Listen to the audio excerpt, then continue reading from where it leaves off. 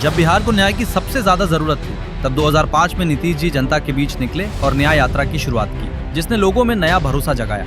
इसी भरोसे की मजबूत बुनियाद पर 2009 में माननीय मुख्यमंत्री श्री नीतीश कुमार जी ने विकास की नींव रखने के लिए गांव-गांव पहुंचकर विकास यात्रा की। जनता के समर्थन और विश्वास के लिए धन्यवाद यात्रा निकली और रोजगार की तलाश में बाहर गए बिहारी भाइयों बहनों की पीड़ा को समझने के लिए प्रवास यात्रा शुरू हुई। 2010 में जब सवाल उठ रहा था कि सरकार पर भरोसा कैसे किया जाए, तब नीतीश जी जनता के बीच गए, विश्वास यात्रा की और बिहार का भरोसा जीता।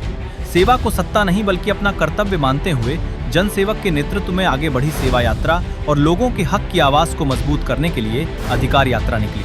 2014 में बिहार में सकारात्मक बदलाव का जो संकल्प लिया गया, उसे जमीन पर उतारने और जनता से सीधे जुड़ने के लिए संकल्प यात्रा और संपर्क यात्रा की गई।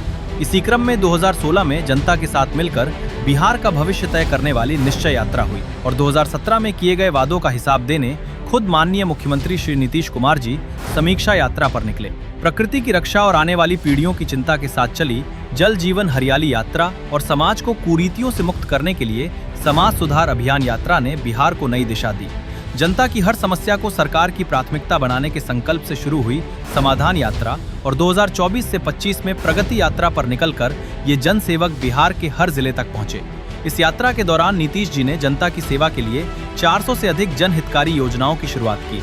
अब नीतीश जी एक बार फिर बिहार यात्रा पर निकलने वाले हैं ताकि प्रगति यात्रा के दौरान शुरू की गई योजनाओं की समीक्षा हो, उनका जमीनी असर देखा जाए और जनता से सीधा संवाद हो सके।